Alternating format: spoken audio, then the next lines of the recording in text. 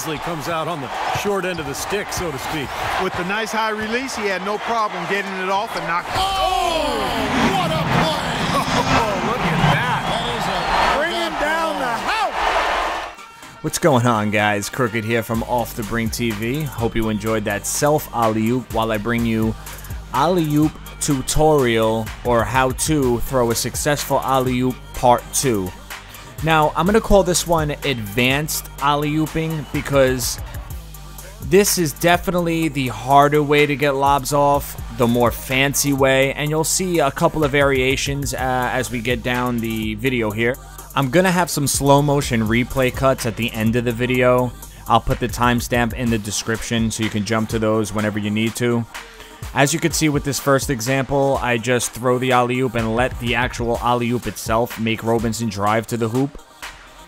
This one is just a basic slip. However, I use my distance to get the ball at a height that gets over the center.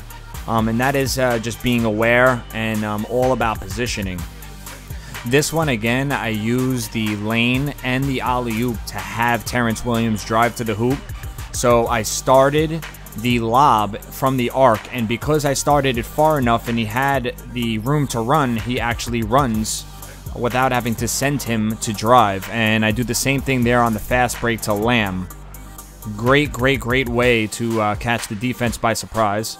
This is actually very fancy. I take the pass from Lamb and I pull out some cool stuff there. I actually throw it up behind me.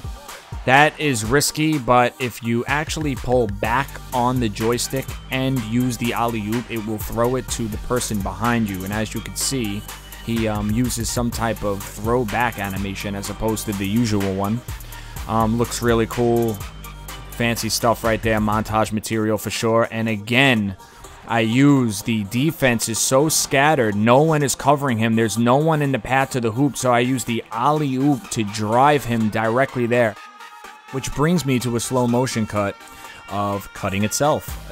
You could see that Robinson starts to cut towards the hoop, and I used to hate this because I would throw the pass and it would just go into the paint and get deflected. It'll be a turnover, miserable, until I learned how to actually use the cutting to my advantage, which I show you here. So when you start to position, if there is some space, the shooting guard in the corner or the small forward will actually start cutting baseline. So as soon as I see him start cutting here, I throw the alley-oop. Now, timing is extremely important here. You want to throw it to him relatively soon, almost as soon as you see him start cutting. This way you get the height on the ball.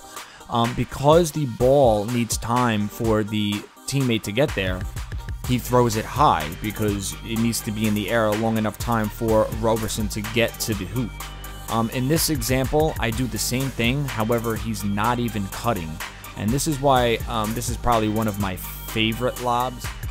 Not my favorite in terms of execution, but the method itself. Because if you don't throw it successfully, it won't go in the stands. He'll just pass it because he doesn't drive. So as you can see, that actually happened. I don't know if you caught that, but it did happen to me. But as soon as you see the defender in the paint or by the paint, and this wasn't covered in my last video, if you see him nowhere near your shooting guard or your small forward by the arc there, you can actually throw it. And you see me get into position here, you could start to throw from the arc and that'll lead him to drive. Actually, oh, here you go. So you could see right here how it wasn't successful, but it just passed it to him. Obviously, if there's a defender intent D'ing him, he's going to deflect it. But since you should be trying to throw this anyway when there's not a defender near him and by the paint, you could see that it actually just nothing happened.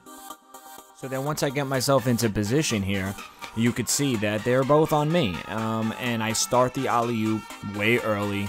It allows him to drive. But more importantly, it gets height on the ball, like I explained before. And I've learned that that's really important, especially against teams with the aggressive big men like Marc Gasol or Dwight Howard. You really want to make sure that it gets over the defenders and it doesn't get deflected and you don't turn an alley-oop into a turnover. In this one, the same exact thing.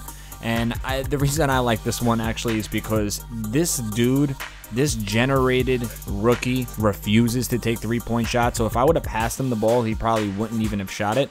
So I know that frustrates a lot of other people too.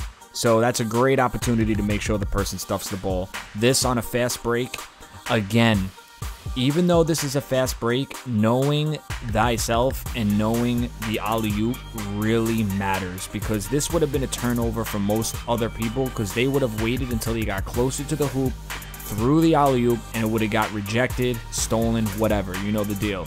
But because I started early on the fast break and allow him to drive through the actual throw, you can see that it gets height on the ball. It goes over everyone because the ball needs time for the teammate to get to the hoop. And that's about it, guys. I really hope that this helps you. And if you have any recommendations or any questions or want to see something else, definitely let me know.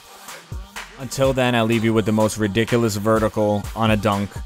I mean, my God, I jump as high as Ty Lawson. I jump as high as I am right now. In real life, I look down through the top of the rim. I mean, my God. You were really showcasing your passing skills out there tonight, setting the team record for assists. Did you even realize what you were doing as the game unfolded? Nah, not really. I was just trying to make plays out there. And I gotta say, man, I'm surprised to hear that I got the team record. It's a good feeling when you think about how many good passers have put on this uniform before me. It's truly an honor to be mentioned in the same breath as them.